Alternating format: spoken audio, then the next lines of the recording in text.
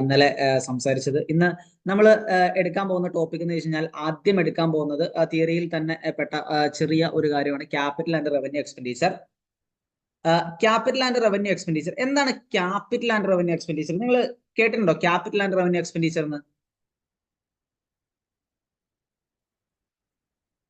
കേട്ടിട്ടുണ്ടോ?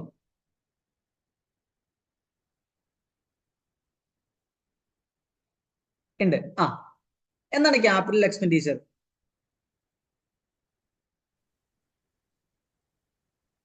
ഇതൊന്നും വേണ്ട. എക്സ്പെൻഡിച്ചർ എന്ന് വെച്ച് കഴിഞ്ഞാൽ എന്താണ്? What is mean by expenditure? എന്താ എക്സ്പെൻഡിച്ചർ എന്ന് വെച്ച് കഴിഞ്ഞാൽ? എക്സ്പെൻഡിച്ചർ എന്താണെന്ന് വെച്ച് കഴിഞ്ഞാൽ any amount spend by actual payment, any amount spend by actual payment or for which a liability is incurred is known as expenditure. അതായത് ഒന്നുകിൽ നമ്മളുടെ കയ്യിൽ നിന്ന് പൈസ പോവുകയോ അതുമല്ലെങ്കിൽ ഒരു ലയബിലിറ്റി ഇൻക്വയർ ആവുകയോ ചെയ്യുന്നതിനാണ് എന്തെന്ന് പറയുന്നത്? എക്സ്പെൻഡിച്ചർ എന്ന് പറയുന്നത്. അതായത് നമ്മൾ നമ്മളുടെ വീട്ടിലേക്ക് പച്ചക്കറിയും സാധനങ്ങളും മേടിച്ചു, പേഴ്സണൽ എക്സ്പെൻഡിച്ചർ ആണ്. നമ്മൾ നമ്മളുടെ വീട്ടിലേക്ക് ഒരു കാറ് മേടിച്ചു, it is A type of expenditure. But ആ എക്സ്പെൻഡിച്ചറിന്റെ സ്വഭാവത്തിൽ, നേച്ചറിൽ ഒരു വ്യത്യാസം ഉണ്ടെന്നേ ഉള്ളൂ. ഓക്കെ ആണോ? ഓക്കെ ആണോ? അപ്പോ ഈ നേച്ചറിൽ വരുന്ന വ്യത്യാസത്തെയാണ് നമ്മൾ തിരിക്കാൻ പോകുന്നത് എന്തായിട്ട്?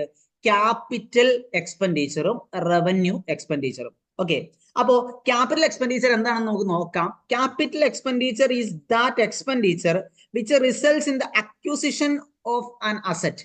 ഒരു അസറ്റ് വാങ്ങുന്നതുമായിട്ട് ബന്ധപ്പെട്ടുണ്ടാകുന്ന ഒരു എക്സ്പെൻഡിച്ചറിനെയാണ് ക്യാപിറ്റൽ എക്സ്പെൻഡിച്ചർ എന്ന് പറയുന്നത്. ആ അസറ്റ് ടാഞ്ചിബിൾ ആകട്ടെ ഇൻടാഞ്ചിബിൾ ആകട്ടെ, അതായത് കാണാൻ പറ്റുന്നതാവട്ടെ കാണാൻ പറ്റാത്തതാവട്ടെ, which can be later sold, അത് വിൽക്കാൻ പറ്റും കുറച്ച് നാളുകൾക്ക് ശേഷം, and converted into cash, അത് ക്യാഷ് ആയിട്ട് കൺവേർട്ട് ചെയ്യാൻ പറ്റും. സപ്പോസ് നമ്മൾ ഒരു അസറ്റ് വാങ്ങാണ്, ഒരു കാറ് വാങ്ങാണ്, അല്ലെങ്കിൽ ഒരു ബിൽഡിംഗ് വാങ്ങാണ്. ആ ബിൽഡിംഗ് നമുക്ക് കുറച്ച് കാലങ്ങൾക്ക് ശേഷം വിൽക്കാൻ പറ്റും. വിറ്റ് കഴിഞ്ഞാൽ നമുക്ക് എന്ത് കിട്ടും? ക്യാഷ് കിട്ടും. Okay, or which results in an increase in the earning capacity of the business, which results in an increase in the earning capacity of the business, or which affords some other advantage to the firm. നമ്മൾ personal കാര്യങ്ങളാണ് ഇത്രയും നേരം സംസാരിച്ചത്. പക്ഷെ നമുക്ക് ബിസിനസ്സിലേക്ക് വരാം. ഒരു ബിസിനസ്, ആ ബിസിനസ്സിൽ സപ്പോസ് നമുക്ക് ഒരു എഡ്യൂക്കേഷൻ ഇൻസ്റ്റിറ്റ്യൂഷൻ ആണ്, അല്ലെങ്കിൽ സ്കൂൾ ആണെന്ന് വിചാരിക്കാം. അങ്ങനെ സ്കൂൾ ആണെങ്കിൽ ആ സ്കൂൾ കുറച്ച് ഉള്ളിലാണ്, അല്ലെങ്കിൽ ഒരു ഗ്രാമപ്രദേശത്താണ്, എപ്പോഴും ബസ് സൗകര്യങ്ങളൊന്നും ഇല്ല. ആ സ്കൂൾ ഒരു ബസ് വാങ്ങി. ഓക്കെ, ആ ബസ് വാങ്ങിയത് എന്തിനു വേണ്ടിയാണ്? ആ സ്കൂളിലേക്ക് ആളുകളെ കൊണ്ടുവരാൻ വേണ്ടിയാണ്. ഓക്കെ, ആ സ്കൂളിലേക്ക് ആളുകളെ കൊണ്ടുവരാൻ വേണ്ടിയാണ്. അങ്ങനെ ആളുകളെ കൊണ്ടുവരാൻ വേണ്ടി ആ ബസ് വാങ്ങിയപ്പോൾ ആ ബസ് എന്ന് പറയുന്നത് ആ സ്കൂളിലേക്ക് അഡ്മിഷൻ കൺവേർട്ട് ചെയ്യുന്ന എണ്ണം കൂടും, അല്ലെ? പല ദൂര സ്ഥലങ്ങളിൽ നിന്നും അഡ്മിഷൻ കൺവേർട്ട് ചെയ്യുന്ന ഒരു റിസൾട്ട് കൂടും. ആ സ്കൂളിന്റെ ഏണിംഗ് കപ്പാസിറ്റി കൂടും. എന്ത് കൂടും? ഏണിംഗ് കപ്പാസിറ്റി കൂടും. ഓക്കെ, അല്ലെങ്കിൽ അതിന് some other advantages to the firm. ദൂരപ്രദേശങ്ങളിൽ നിന്ന് ആളുകൾ വരാൻ തുടങ്ങും. ബസ് ഉള്ളത് കൊണ്ട് ആ ബസ്സിൽ കയറി കുട്ടികളെ വിടും, അല്ലെങ്കിൽ പേരൻസ് ആ സ്കൂളിനെ ആശ്രയിക്കും. ഓക്കെ ആണോ? ഓക്കെ ആണോ? ഓക്കെ ആണോ? In a nutshell, if the benefits of an expenditure are expected to accrue for a long term, the expenditure is capital expenditure. അതായത് ഒരു എക്സ്പെൻഡിച്ചർ വന്നു, അല്ലെങ്കിൽ ഒരു പൈസ മുടക്കി, ഒന്നെങ്കിൽ ഒരു ക്യാഷ് പോയി, അല്ലെങ്കിൽ ഒരു ലയബിലിറ്റി ഇൻക്വയർ ആയി. അതിന്റെ ബെനഫിറ്റ് കിട്ടുന്നത് ലോങ് ടേമിലേക്കാണ്. ലോങ് ടേം എന്ന് പറഞ്ഞാൽ more than 1 year. More than 1 year ആണെങ്കിൽ the expenditure is said to be a capital expenditure. ആ എക്സ്പെൻഡിച്ചറിന് എന്തെന്നാണ് പറയുന്നത്? ക്യാപിറ്റൽ എക്സ്പെൻഡിച്ചർ എന്നാണ് പറയുന്നത്. ഓക്കെ ആണോ? എല്ലാവരും ഓക്കെ ആണോ? Everyone okay? കേൾക്കുന്നുണ്ടോ? ഓക്കെ, ഇനി എക്സാമ്പിൾസ് പറയുന്നത് ഏതൊക്കെയാണ്? എക്സാമ്പിള് ക്യാപിറ്റൽ എക്സ്പെൻഡിച്ചർ പറയുന്നത് ലാൻഡ്, ബിൽഡിംഗ്, മെഷീനറി, പേറ്റന്റ്, ഇതെല്ലാം നമുക്ക് അറിയാവുന്ന എക്സ്പെൻഡിച്ചർ ആണ്, അല്ലെ? അല്ലെങ്കിൽ അസറ്റുകളാണ്. അപ്പോൾ അസറ്റുകൾക്കാണ് എന്തെന്ന് പറയുന്നത് ക്യാപിറ്റൽ എക്സ്പെൻഡിച്ചർ എന്ന് പറയുന്നത്. സിമ്പിൾ ടേംസിൽ പറഞ്ഞാൽ അസറ്റുകൾക്കാണ് ക്യാപിറ്റൽ എക്സ്പെൻഡിച്ചർ എന്ന് പറയുന്നത്. ഇനി all these things stay with the business can be used over and over again. നമ്മൾ ഒരു ബിസിനസ്സിന് വേണ്ടി ഒരു ബസ് വാങ്ങി, ആ ബസ് നമുക്ക് യൂസ് ചെയ്യാം, പിന്നെയും പിന്നെയും യൂസ് ചെയ്യാം അല്ലെ. അതിന്റെ റിപ്പയറും മെയിൻ്റനൻസും അല്ലെങ്കിൽ അതിന്റെ റണ്ണിങ് എക്സ്പെൻസുകൾ, അതിന്റെ ഫ്യൂവലൊക്കെ ഇട്ട് കൊടുത്തു കഴിഞ്ഞാൽ അത് നമുക്ക് കുറെ നാൾ യൂസ് ചെയ്യാൻ പറ്റും. ഓക്കെ ആണോ? ഇനി expenditure which do not result in increase in the capacity or in reduction of day-to-day expenses is not capital expenditure unless there is a tangible asset to show of it. ഇനി ഒരു expenditure മുടക്കാണ്, ആ expenditure ആ ഫേമിന് അല്ലെങ്കിൽ ആ കമ്പനിക്ക് പ്രത്യേകിച്ച് ഗുണങ്ങളൊന്നും നൽകുന്നില്ല എങ്കിൽ it is not a capital expenditure, അതൊരു ക്യാപിറ്റൽ എക്സ്പെൻഡിച്ചർ അല്ല. Unless there is a tangible asset to show of it, അല്ലെങ്കിൽ ഒരു അസറ്റ് കാണിക്കാനെങ്കിലും വേണം, ഒരു അസറ്റ് കാണിക്കാനെങ്കിലും വേണം, അല്ലാത്ത പക്ഷം അത് ക്യാപിറ്റൽ എക്സ്പെൻഡിച്ചർ അല്ല. എക്സാമ്പിൾ പറഞ്ഞാൽ സപ്പോസ് നമ്മുടെ കയ്യിൽ ഒരു വണ്ടി ഉണ്ടെന്ന് വിചാരിക്കുക, ഒരു കാർ ഉണ്ടെന്ന് വിചാരിക്കുക. ആ കാറിന് 20 കിലോമീറ്റർ മൈലേജ് ഉണ്ട്. ഇപ്പൊ നിലവിൽ 20 കിലോമീറ്റർ മൈലേജ് ഉണ്ട്. ഈ 20 കിലോമീറ്റർ മൈലേജ് ഉള്ള വണ്ടിയിൽ നമ്മൾ CNG കയറ്റുവാണ്. CNG compressed natural gas, അതായത് പെട്രോളിനേക്കാൾ കൂടുതൽ ലാഭം അതാണ്. അല്ലെങ്കിൽ പെട്രോൾ അടിച്ച് 100 രൂപയ്ക്ക് പെട്രോൾ അടിച്ചാൽ 20 കിലോമീറ്റർ ഓടുമെങ്കിൽ CNG ഇൻസ്റ്റാൾ ചെയ്ത് കഴിഞ്ഞാൽ ആ വണ്ടി 40 കിലോമീറ്ററിന് ഓടും. അല്ലെങ്കിൽ 100 രൂപയുടെ CNG ആ വണ്ടിയിൽ ഫില്ല് ചെയ്ത് കഴിഞ്ഞാൽ 40 കിലോമീറ്റർ ഓടും എന്ന് വിചാരിക്കാം. അപ്പോ 1 കിലോമീറ്റർ അല്ലെങ്കിൽ 20 കിലോമീറ്റർ ഓടിയിരുന്ന വണ്ടി 40 കിലോമീറ്റർ ആയി. ആ വണ്ടിക്ക് അപ്പോൾ 1 ലക്ഷം രൂപ CNG കയറ്റാൻ വേണ്ടി മുടക്കായി എന്ന് വിചാരിക്കാം. അങ്ങനെയെങ്കിൽ വണ്ടിയുടെ എഫിഷ്യൻസി കൂടിയിട്ടുണ്ട് അല്ലെ, എഫിഷ്യൻസി കൂടിയിട്ടുണ്ട്. അതായത് 20 കിലോമീറ്റർ ഓടിക്കൊണ്ടിരുന്ന വണ്ടി 40 കിലോമീറ്റർ ഓടി. അതായത് 200 രൂപയ്ക്ക് പെട്രോൾ അടിച്ചാൽ ഓടുന്ന അത്രയും ആ വണ്ടി 100 രൂപയ്ക്ക് CNG അടിച്ചാൽ ഓടുകയാണ്. ആ വണ്ടിയുടെ എഫിഷ്യൻസി കൂടുകയാണ്. അങ്ങനത്തെ സാഹചര്യത്തിൽ ആ CNG കയറ്റാൻ വേണ്ടി നമ്മൾ യൂസ് ചെയ്ത എക്സ്പെൻസ് ഉണ്ടല്ലോ 1 ലക്ഷം രൂപ, it is a capital expenditure. ആ എക്സ്പെൻഡിച്ചറിനെ നമുക്ക് ക്യാപിറ്റലൈസ് ചെയ്യാം. അതായത് 4 ലക്ഷം രൂപയാണ് കാറിന്റെ വില എന്ന് വിചാരിക്കുക. ആ 4 ലക്ഷം രൂപ കാറിന്റെ വില 1 ലക്ഷം രൂപ CNG കയറ്റാൻ വേണ്ടി മുടക്കായെങ്കിൽ ടോട്ടൽ 5 ലാക്ക് റുപ്പീസ് എന്തിൽ നമുക്ക് കാണിക്കാം? അസറ്റ് സൈഡിൽ നമുക്ക് കാണിക്കാം, അസറ്റ് ആയിട്ട് കാണിക്കാം. ഓക്കെ ആണോ? ഓക്കെ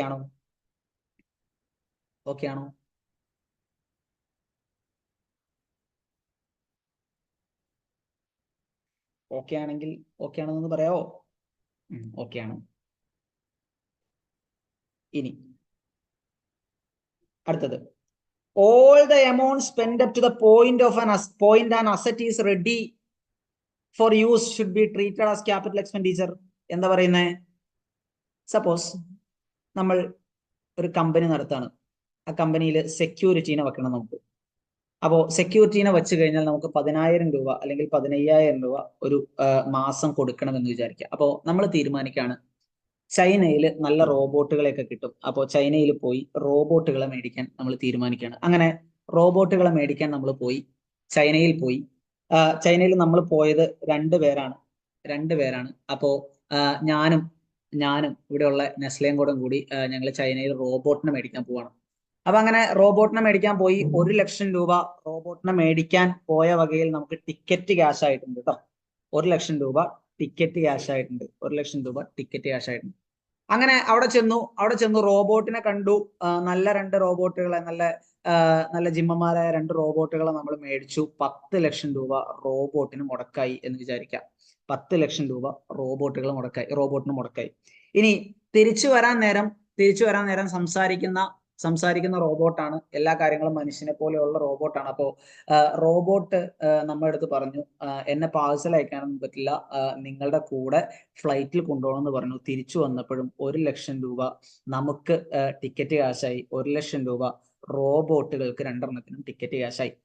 അങ്ങനെ അത്രയും പൈസ മുടക്കി ഇവിടെ നമ്മൾ കമ്പനിയിൽ കൊണ്ടുവന്നു കഴിഞ്ഞപ്പോൾ കമ്പനി മൂന്നാമത്തെ നിലയിലാണെന്ന് വിചാരിക്കുക. മൂന്നാമത്തെ നിലയിലേക്ക് കയറ്റാൻ വേണ്ടി കമ്പനിയിൽ റോബോട്ട് പറഞ്ഞു ഞാൻ നടന്നു കയറില്ല, യൂണിയൻകാരെ വിളിച്ച് കയറ്റണം എന്ന് പറഞ്ഞു. അങ്ങനെ 5000 രൂപ യൂണിയൻകാർക്കും കൊടുത്തു. അങ്ങനെ റോബോട്ടിനെ മേളിൽ കയറ്റി ഇത്രയും പൈസ മുടക്കായി. ഇനി റോബോട്ടിന് ബാറ്ററി രണ്ടെണ്ണം മേടിക്കണം. ബാറ്ററി രണ്ടെണ്ണം മേടിച്ചപ്പോൾ അതിനുമായി 50,000 രൂപ മുടക്കായി. ഓക്കെ, ഇനി റോബോട്ടിനെ ഇൻസ്റ്റാൾ ചെയ്യാൻ വന്ന ആൾക്കും കൊടുത്തു 50,000 രൂപ. അപ്പൊ മൊത്തം ഇത്രയും പൈസ മുടക്കായിട്ടുണ്ട്. അതിൽ റോബോട്ടിനെ മേടിച്ച അന്ന് മുതൽ, റോബോട്ടിനെ മേടിച്ചു 10 ലക്ഷം രൂപയ്ക്ക് മേടിച്ചു. 1 ലക്ഷം രൂപ റോബോട്ടിന് നമുക്ക് ടിക്കറ്റ് കാശ് എടുത്തു. 1 ലക്ഷം രൂപ റോബോട്ടിന് ടിക്കറ്റ് കാശ് എടുത്തു. 5000 രൂപ റോബോട്ടിന്റെ എന്തായി? 5000 രൂപ എന്തായിരുന്നു? യൂണിയൻകാർക്ക് കൊടുത്തു. 50,000 രൂപ ബാറ്ററി മേടിക്കാനും 50,000 രൂപ ഇൻസ്റ്റലേഷനും കൊടുത്തു. അതായത് 13,50,000 13.5 13,50,000 രൂപ റോബോട്ടിനെ വാങ്ങിയ വകയിൽ നമുക്ക് മുടക്കായിട്ടുണ്ട്. ഓക്കെ, അതിനെ മൊത്തം നമുക്ക് അസറ്റ് ആയിട്ട് കാണിക്കാം. അതിനെ മൊത്തം നമുക്ക് എന്തായിട്ട് കാണിക്കാം? അസറ്റ് ആയിട്ട് കാണിക്കാം. ഓക്കെ ആണോ? ഇതാണ് ക്യാപിറ്റൽ എക്സ്പെൻഡിച്ചർ പറയുന്നത്. ഒരു അസറ്റ് എപ്പോഴാണോ റെഡി ഫോർ യൂസ് ആവുന്നത്, ഒരു അസറ്റ് എപ്പോഴാണോ പ്രവർത്തിക്കാൻ തുടങ്ങുന്നത്, അതുവരെയുള്ള expenses is treated as capital expenditure. അതുവരെയുള്ള എക്സ്പെൻഡിച്ചറുകൾ എന്തായിട്ടാണ് ട്രീറ്റ് ചെയ്യുന്നത്? ക്യാപിറ്റൽ എക്സ്പെൻഡിച്ചർ ആയിട്ടാണ് ട്രീറ്റ് ചെയ്യുന്നത്. ഓക്കെ അല്ലേ? എക്സാമ്പിൾസ് നമുക്ക് നോക്കാം. Fees paid to a lawyer for drawing up the purchase deed for land, overhauling expense of second hand machinery. ഒരു സെക്കൻഡ് ഹാൻഡ് മെഷീനറി മേടിച്ചു കഴിഞ്ഞാൽ ആ സെക്കൻഡ് ഹാൻഡ് മെഷീനറി ഒന്ന് നന്നാക്കി എടുക്കാൻ വേണ്ടി, ആദ്യം യൂസ് ചെയ്യുന്നതിന് മുമ്പേ നന്നാക്കി എടുക്കാൻ വേണ്ടി യൂസ് ചെയ്യുന്ന എക്സ്പെൻസ് അല്ലെങ്കിൽ റിപ്പയർ, ആ റിപ്പയറും ക്യാപിറ്റൽ എക്സ്പെൻഡിച്ചറിന്റെ ഭാഗമാക്കാം. Interest paid on loans raised to acquire the asset. ഒരു അസറ്റ് വാങ്ങാൻ വേണ്ടി അല്ലെങ്കിൽ ആ അസറ്റിന്റെ only for the period before the asset is ready to use. ആ അസറ്റ് വാങ്ങുന്നതിന് തൊട്ട് മുന്നേ, അല്ലെങ്കിൽ ഒരു അസറ്റ് നമ്മൾ ഉണ്ടാക്കാൻ കൊടുത്തു, ഒരു സ്റ്റാച്ചു നമ്മളുടെ കമ്പനിയുടെ ഫ്രണ്ടിൽ വെക്കാൻ ഒരു സ്റ്റാച്ചു ഉണ്ടാക്കാൻ കൊടുത്തു, 10 മാസം വേണമെന്ന് പറഞ്ഞു. അപ്പൊ ആ സ്റ്റാച്ചു ലോൺ എടുത്താണ് ഉണ്ടാക്കിയതെങ്കിൽ ആ സ്റ്റാച്ചു എന്ന് റെഡി ആവുന്നോ അന്ന് വരെയുള്ള ലോൺ നമുക്ക് ക്യാപിറ്റലൈസ് ചെയ്യാം. അടുത്തത്, any expenditure incurred to bring such asset into usable condition for the first time is also a capital expenditure. അത് നമ്മൾ പറഞ്ഞു. റെഡി ടു യൂസ് എന്ന് പറയുമ്പോൾ ആ അസറ്റ് ആദ്യം വർക്ക് ചെയ്ത് നോക്കാൻ വേണ്ടി ഉപയോഗിക്കുന്ന ഫ്യൂവൽ വരെ നമുക്ക് ക്യാപിറ്റൽ എക്സ്പെൻഡിച്ചർ ആയിട്ട് തന്നെ കൺസിഡർ ചെയ്യാം. ഓക്കെ, ഇൻസ്റ്റലേഷൻ എക്സ്പെൻസ്, നമ്മുടെ റോബോട്ടിന്റെ ഇൻസ്റ്റലേഷൻ എക്സ്പെൻസ് നമ്മൾ ക്യാപിറ്റലൈസ് ചെയ്തതുപോലെ. ഇനി additional expenditure on which assets in future will be capitalised only if it result to significant improvement over and above is originally assessed performance. നമ്മൾ ആദ്യം പറഞ്ഞ example, അതായത് ഒരു കാറിൽ 100 രൂപയ്ക്ക് 20 കിലോമീറ്റർ ഓടിക്കൊണ്ടിരുന്ന കാറ്, ആ കാറ് നമുക്കുള്ള കാറാണ് അല്ലേ, അതിനകത്ത് നമ്മൾ അഡീഷണൽ ആയിട്ട് 1 ലക്ഷം രൂപ കൂടി മുടക്കി. ആ 1 ലക്ഷം രൂപ മുടക്കിയത് നമ്മൾ എന്തിനു വേണ്ടിയാണ്? 40 കിലോമീറ്റർ 100 രൂപ മുടക്കിയാൽ ആ വണ്ടി ഓടാൻ വേണ്ടി അല്ലേ. അപ്പോൾ നമ്മുടെ എഫിഷ്യൻസി കൂടി, ആ എഫിഷ്യൻസി പെർഫോമൻസ് കൂടി കാറിന്റെ. അപ്പോൾ it is also a capital expenditure. Okay ആണോ? It is also a capital expenditure. Capital expenditure ഇത്രയാണ് പറയാനുള്ളത്. ക്യാപിറ്റൽ എക്സ്പെൻഡിച്ചർ ഓക്കെ ആണോ?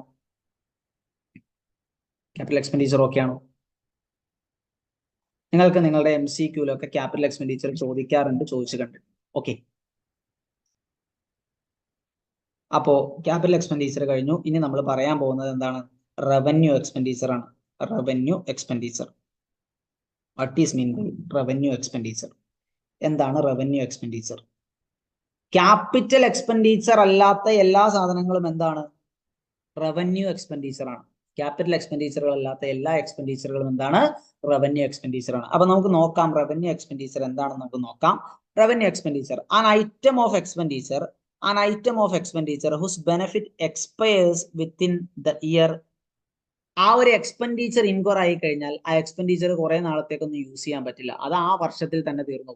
അല്ലെങ്കിൽ or an expenditure which merely seeks to maintain the business or keep the assets in good working condition is revenue expenditure.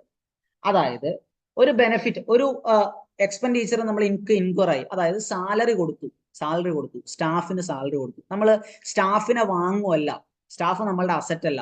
Staff ഇവിടെ നമുക്ക് ചെയ്തു തന്ന ചെയ്തു തന്ന ഒരു സർവീസിന് പകരമായിട്ട് സ്റ്റാഫിന് നമ്മൾ ഒരു പേയ്മെന്റ് കൊടുത്തു, അത്രേ ഉള്ളൂ. ഓക്കെ, അത് ആ ഒരു മാസം കൊടുത്തു, അത് തീർന്നു. അടുത്ത മാസം സ്റ്റാഫ് പണിയെടുക്കണമെങ്കിൽ അടുത്ത ശമ്പളം കൊടുക്കണം. ഓക്കെ, അത് ഷോർട്ട് ലൈഫ് സ്പാനിലേക്കുള്ള ഒരു സർവീസിന് കൊടുക്കുന്ന ഒരു പൈസയാണ്. ഓക്കെ, അല്ലെങ്കിൽ expenditure which merely seeks to maintain the business, ഒരു ബിസിനസ് റൺ ചെയ്യാൻ വേണ്ടി ഉപയോഗിക്കുന്ന ബിസിനസ്, മാർക്കറ്റിംഗ്, ഒരു ബിസിനസിന്റെ മാർക്കറ്റിംഗ്, അല്ലെങ്കിൽ ഒരു ബിസിനസ്സുമായിട്ട് ബന്ധപ്പെട്ട ബാക്കിയുള്ള എക്സ്പെൻഡിച്ചേഴ്സ്, അതായത് ഓഫീസിലുള്ള ബാക്കിയുള്ള എക്സ്പെൻഡിച്ചറുകളൊക്കെ വരുന്നത്, ഇതെല്ലാം എന്താണ്? റവന്യൂ എക്സ്പെൻഡിച്ചറുകളാണ്. Or keep assets in good working condition is revenue expenditure. ഒരു അസറ്റിനെ അതിന്റെ നല്ല രീതിയിൽ കണ്ടിന്യൂ ചെയ്യാൻ വേണ്ടി, കീപ്പ് ചെയ്യാൻ വേണ്ടി, അതായത് ഒരു അസറ്റ് അല്ലെ, ഒരു മെഷീനറി വാങ്ങി അല്ലെങ്കിൽ ഒരു കാറ് വാങ്ങി, ആ കാറ് സർവീസ് ചെയ്യുന്നത്, അത് ആ കാറ് വീണ്ടും നല്ല രീതിയിലേക്ക് ആവാൻ വേണ്ടിയാണ്. കാറിന് എഫിഷ്യൻസി ഒന്നും കൂടുന്നില്ല അല്ലെ, കാറിന്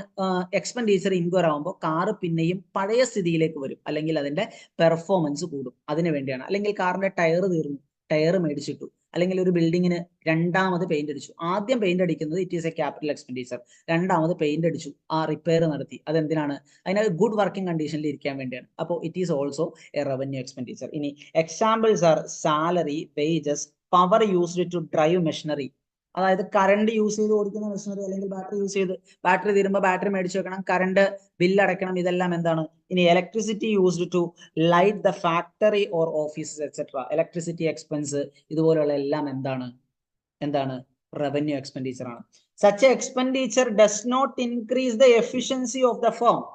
ഈ എക്സ്പെൻഡിച്ചറുകൾ ഫേമിന്റെ എഫിഷ്യൻസി ഇൻക്രീസ് ചെയ്യുന്നില്ല. ഓക്കെ, കറണ്ട് ഉണ്ട് എന്നുള്ളത് കൊണ്ട് അധികമായിട്ട് അവിടെ പ്രൊഡക്ടിവിറ്റി ഒന്നും കൂടുന്നില്ല.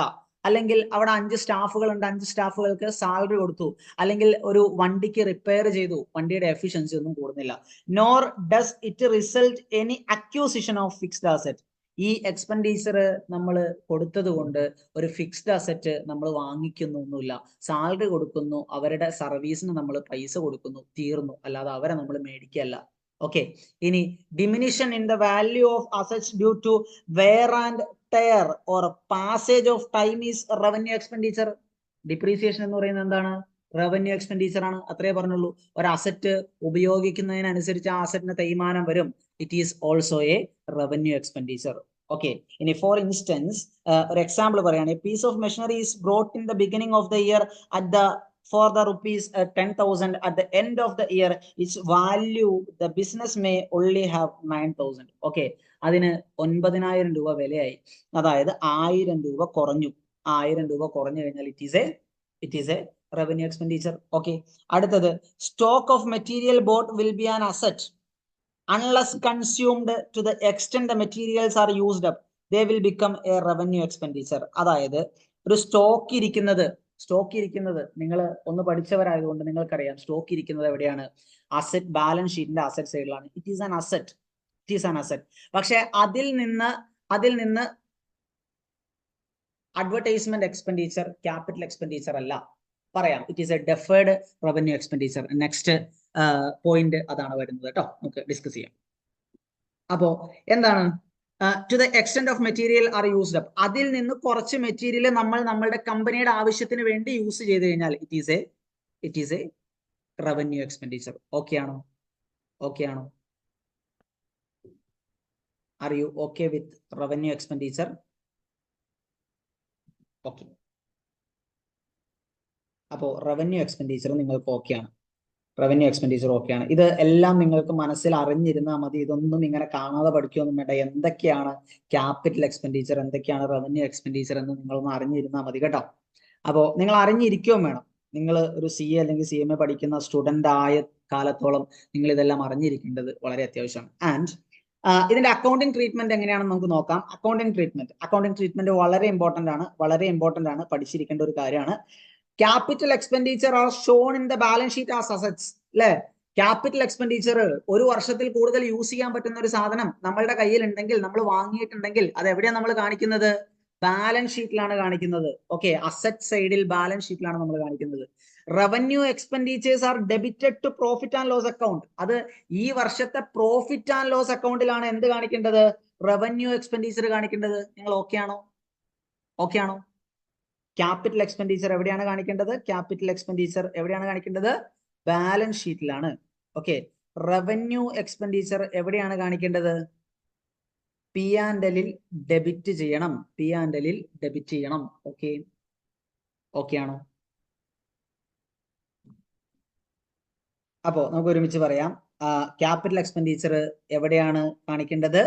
ബാലൻസ് ഷീറ്റിന്റെ അസറ്റ് സൈഡിലാണ് ഡിസ്ക്ലോസ് ചെയ്യേണ്ടത് അല്ലെങ്കിൽ കാണിക്കേണ്ടത്. ഇനി റവന്യൂ എക്സ്പെൻഡിച്ചർ എവിടെയാണ് കാണിക്കേണ്ടത്?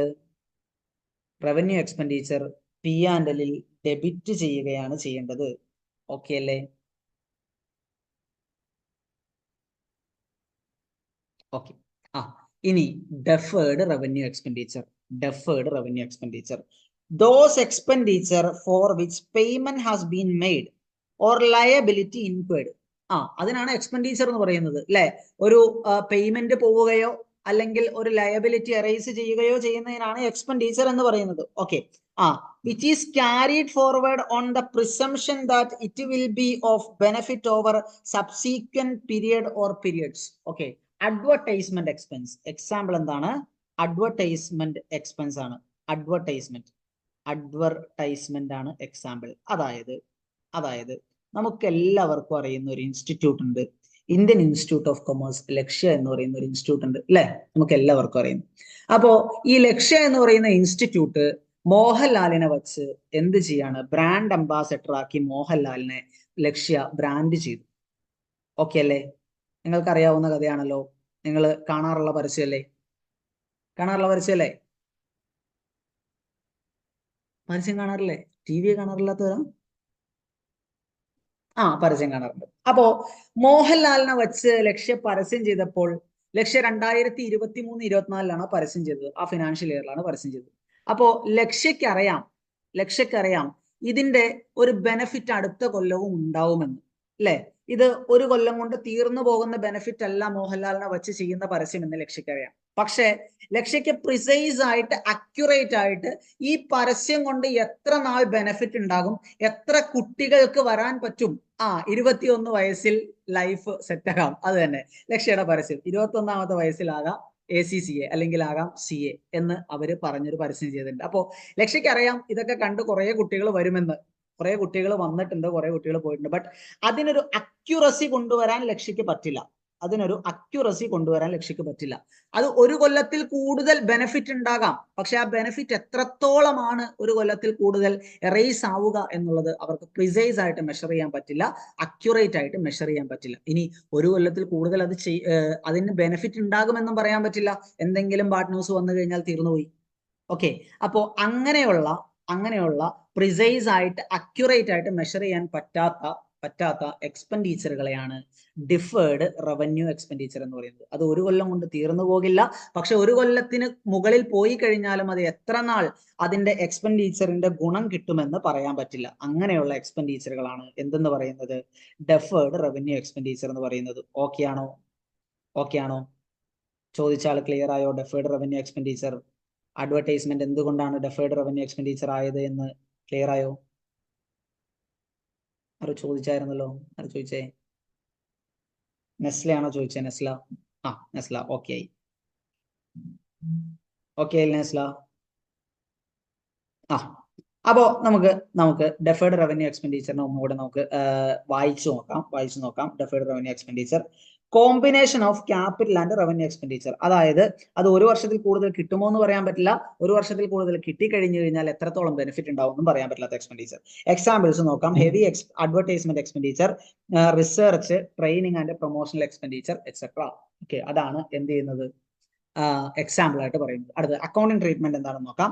പാർട്ട് ഓഫ് സച്ച് എക്സ്പെൻഡിച്ചർ, അതിന്റെ എക്സ്പെൻഡിച്ചറിന്റെ എക്സ്പെൻസ് പോർഷൻ, അതായത് ഈ വർഷം അതിൽ എത്ര രൂപ ചാർജ് ചെയ്യണം എന്നുള്ളത് പി ആൻഡ് എല്ലിലേക്ക് ചാർജ് ചെയ്യാം. സപ്പോസ് 5 കോടി രൂപ മോഹൻലാലിന് കൊടുത്തു എന്ന് വിചാരിക്കുക.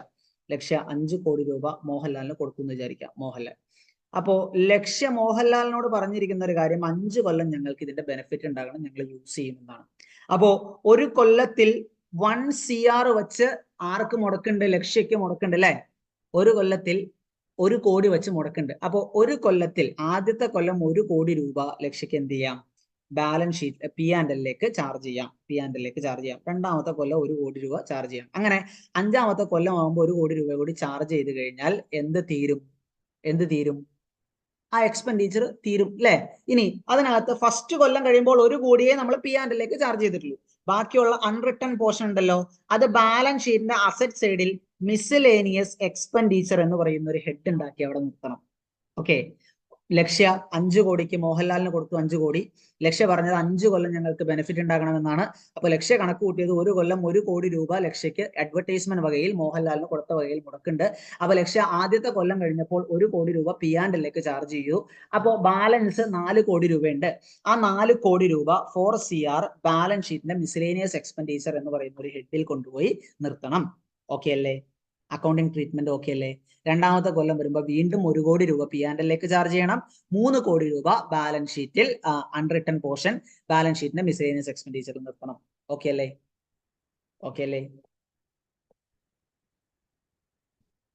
Deferred revenue expenditure is to be treated as simply a revenue expenditure as per 26 AS.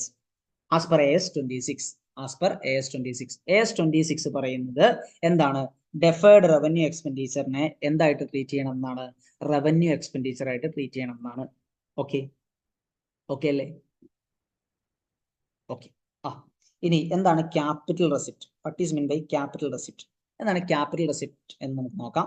Capital receipt എന്ന് വെച്ച് കഴിഞ്ഞാൽ receipt obtained from any source other than from regular operation. Okay, ഒരു റെഗുലർ ഓപ്പറേഷനിൽ നിന്നല്ലാതെ അല്ലെങ്കിൽ സെയിലോ പർച്ചേസിലോ നിന്നല്ലാതെ ഒരു ഫേമിന്റെ എന്താണ് ഓർഡിനറി ബിസിനസ്, ആ ബിസിനസ്സിൽ നിന്നല്ലാതെ എന്തെങ്കിലും എമൗണ്ട് വന്നിട്ടുണ്ടെങ്കിൽ, എന്തെങ്കിലും ഫണ്ട് നമ്മളുടെ കയ്യിലേക്ക് വന്നിട്ടുണ്ടെങ്കിൽ, ബിസിനസ്സിലേക്ക് വന്നിട്ടുണ്ടെങ്കിൽ it is called capital receipt.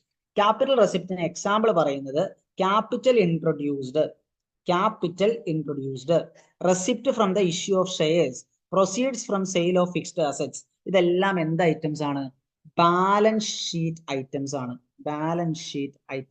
അല്ലെ? ക്യാപിറ്റൽ വന്നു, ബാലൻസ് ഷീറ്റിലല്ലേ എഴുതാ?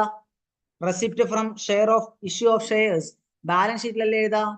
Proceeds from sale of fixed asset balance ഷീറ്റിൽ നിന്നല്ലേ പോവാ? അപ്പോ ഇതുപോലെയുള്ള റെസിപ്റ്റുകൾക്കാണ് എന്തെന്ന് പറയുന്നത്? ക്യാപിറ്റൽ റെസിപ്റ്റ്സ് എന്ന് പറയുന്നത്. അപ്പൊ ഡെഫിനിഷൻ പറഞ്ഞത് receipts obtained from any source other than regular ഓപ്പറേഷൻസിലല്ലാതെ ഡേ ടു ഡേ ബിസിനസ് ഓപ്പറേഷൻസിലല്ലാതെ എന്തെങ്കിലും പൈസ ബിസിനസ്സിലേക്ക് വന്നു കഴിഞ്ഞാൽ they are called capital receipt. Okay അല്ലേ? ഇനി accounting treatment, it will be reflected in balance sheet. Capital റെസിപ്റ്റുകളും ക്യാപിറ്റൽ എക്സ്പെൻഡിച്ചറുകളും എന്ത് ഐറ്റമാണ്? ബാലൻസ് ഷീറ്റ് ഐറ്റമാണ്. ഇത് ബാലൻസ് ഷീറ്റിൽ മാത്രമേ കാണിക്കുള്ളൂ. ഓക്കെ. ഇനി revenue receipt. What is mean by revenue receipt? എന്താണ് റവന്യൂ റെസിപ്റ്റ് എന്ന് വെച്ച് കഴിഞ്ഞാൽ? റവന്യൂ റെസിപ്റ്റ് എന്ന് വെച്ച് കഴിഞ്ഞാൽ നമുക്ക് നോക്കാം എന്താണ് റവന്യൂ റെസിപ്റ്റ് എന്ന്.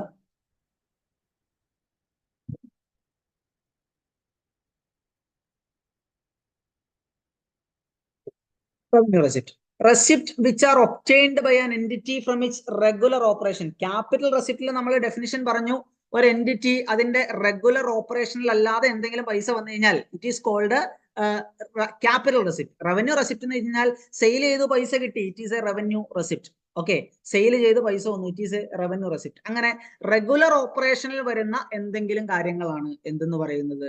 റവന്യൂ റെസിപ്റ്റ് എന്ന് പറയുന്നത്. കളക്ഷൻ ഫ്രം ഡെപ്റ്റേഴ്സ്, സെയിൽ ചെയ്തത് കൊണ്ട് പൈസ കിട്ടിയതാണ് അല്ലെ? റിക്കവറി ഓഫ് ബാഡ് ഡെപ്റ്റ്, നമ്മൾ കിട്ടില്ല എന്ന് വിചാരിച്ചിരുന്ന പൈസ ഒരു ദിവസം രാവിലെ എഴുന്നേറ്റപ്പോൾ നമ്മുടെ വീടിന്റെ ഫ്രണ്ടിൽ നമ്മളുടെ ഡെപ്റ്റർ നിൽക്കാണ്, ഞാനിത് നിനക്ക് തരാൻ വേണ്ടി വന്നു എന്നാണ് പറയാണ്. നമ്മള് അവന് കൊടുത്തു കഴിഞ്ഞാൽ കിട്ടില്ല എന്ന് ഓർത്ത് നമ്മൾ വിട്ടുകളഞ്ഞ പൈസയായിരുന്നു. അപ്പോൾ ആ പൈസ നമുക്ക് റിക്കവർ ചെയ്തു. It is a revenue receipt. നമ്മളുടെ സെയിലുമായിട്ട് ബന്ധപ്പെട്ട് കിട്ടിയ പൈസയാണ്. അടുത്തത് ക്യാഷ് സെയിൽസ്, സെയിലുമായിട്ട് ബന്ധപ്പെട്ട് ഡയറക്റ്റ് കിട്ടിയ പൈസയാണ്. ഈ റവന്യൂ റെസിപ്റ്റ്സ് എങ്ങനെ ട്രീറ്റ് ചെയ്യാമെന്ന് വെച്ച് കഴിഞ്ഞാൽ credited to balance sheet, credited to P&L account. Revenue receipts എന്താണ്?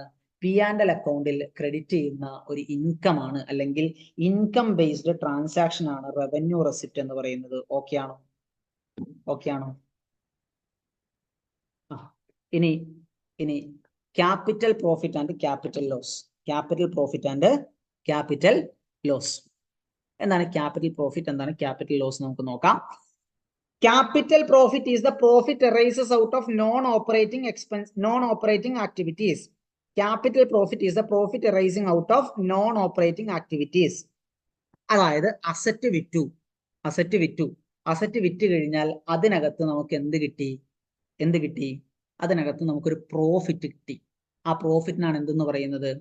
ക്യാപിറ്റൽ പ്രോഫിറ്റ് എന്ന് പറയുന്നത്. Okay, capital loss is arising out of non operating activities. Non operating ആക്ടിവിറ്റീസിനുമായിട്ട് ബന്ധപ്പെട്ട് കിട്ടുന്ന എന്താ ഓപ്പറേറ്റിംഗ് ആക്ടിവിറ്റീസ്, ഓപ്പറേറ്റിംഗ് ആക്ടിവിറ്റീസ് ആണ് കേട്ടോ. Capital loss is arising out of operating activities. Operating ആക്ടിവിറ്റീസുമായിട്ട് ബന്ധപ്പെട്ട ലോസ് ആണ് ക്യാപിറ്റൽ ലോസ് എന്ന് പറയുന്നത്. ഞാൻ ക്യാപിറ്റൽ പ്രോഫിറ്റും റവന്യൂ പ്രോഫിറ്റും ആണ് പറഞ്ഞത്, ക്ഷമിക്കുക. ക്യാപിറ്റൽ ലോസ്, ക്യാപിറ്റൽ പ്രോഫിറ്റും ക്യാപിറ്റൽ ലോസും ആണ് നമ്മൾ പറയുന്നത് കേട്ടോ. അപ്പൊ ക്യാപിറ്റൽ ലോസ് എന്ന് പറഞ്ഞു കഴിഞ്ഞാൽ എന്താണ്? Loss arising out of non operating activities. അതായത് ഒരു അസറ്റ് വിറ്റു, ആ അസറ്റിന് നഷ്ടം വന്നു, it is called capital loss. Capital profit എന്ന് വെച്ച് കഴിഞ്ഞാൽ ഒരു അസറ്റ് വിറ്റു, ആ അസറ്റിന് നമുക്ക് ലാഭം കിട്ടി. ഇനി നമ്മൾ ഷെയർ ഇഷ്യൂ ചെയ്തു, 10 രൂപയുടെ ഷെയർ നമ്മൾ 20 രൂപയ്ക്ക് ഇഷ്യൂ ചെയ്തു, അപ്പോൾ 10 രൂപ നമുക്ക് ലാഭം കിട്ടി. It is A profit, capital profit ആണ്. ഓക്കെ, ഇനി എന്താണ് ക്യാപിറ്റൽ ലോസ് എന്ന് വെച്ച് കഴിഞ്ഞാൽ നമ്മൾ ഒരു ഷെയർ 10 രൂപയുടെ ഷെയർ നമ്മൾ 5 രൂപയ്ക്ക് കൊടുക്കാം, 5 രൂപ നമുക്ക് നഷ്ടമാണ്. It is a capital loss. Okay ആണോ?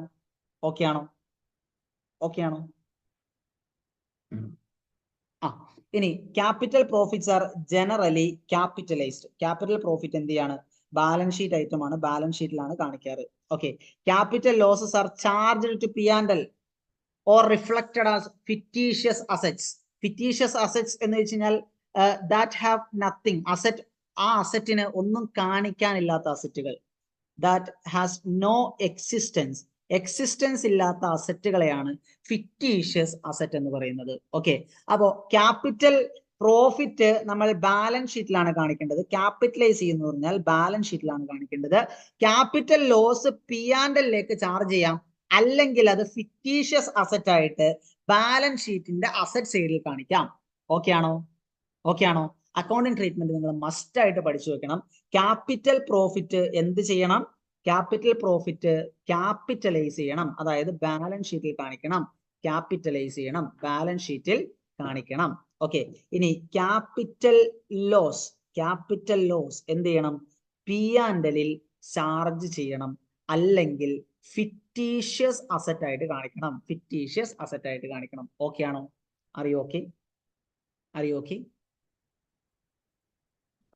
ഓക്കെ ആണോ?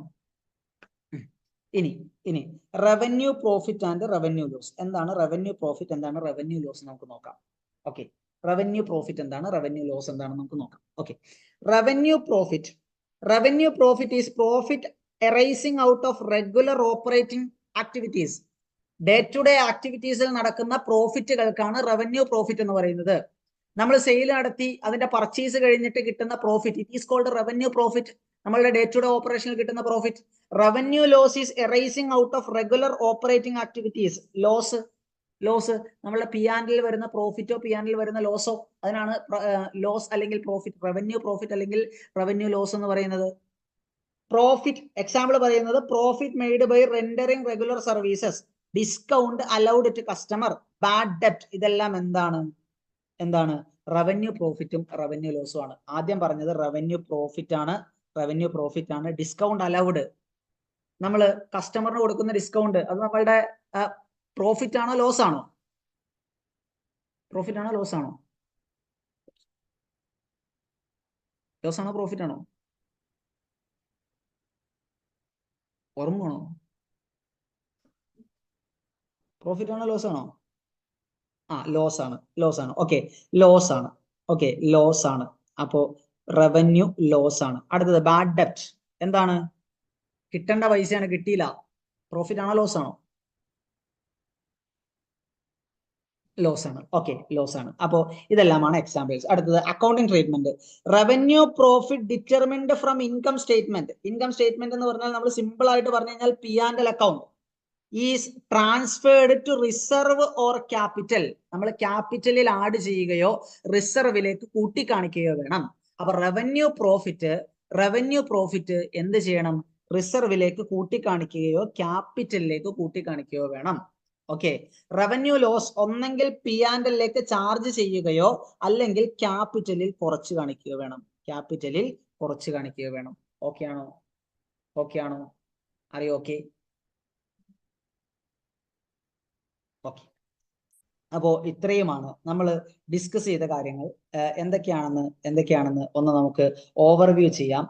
എന്താണ് ക്യാപിറ്റൽ എക്സ്പെൻഡിച്ചർ, എന്താണ് റവന്യൂ എക്സ്പെൻഡിച്ചർ, എന്തെല്ലാം കാര്യങ്ങളിൽ ക്യാപിറ്റൽ എക്സ്പെൻഡിച്ചർ വരും, എന്തെല്ലാം കാര്യങ്ങളിൽ റവന്യൂ എക്സ്പെൻഡിച്ചർ വരും, ഈ ക്യാപിറ്റൽ എക്സ്പെൻഡിച്ചറും റവന്യൂ എക്സ്പെൻഡിച്ചറും നമ്മൾ എന്താണ് ചെയ്യേണ്ടത്, അതിന്റെ അഡ്ജസ്റ്റ്മെന്റുകൾ എന്തൊക്കെയാണ്, ഇനി ക്യാപിറ്റൽ പ്രോഫിറ്റും ക്യാപിറ്റൽ ലോസും എന്തൊക്കെയാണ്, റവന്യൂ പ്രോഫിറ്റും റവന്യൂ ലോസും എന്തൊക്കെയാണ്, ക്യാപിറ്റൽ റെസിപ്റ്റ് എന്താണ്, റവന്യൂ റെസിപ്റ്റ് എന്താണ്, ഇത്രയും കാര്യങ്ങൾ നമ്മൾ ഡിസ്കസ് ചെയ്തു. ഓക്കെ ആണോ? Are you okay?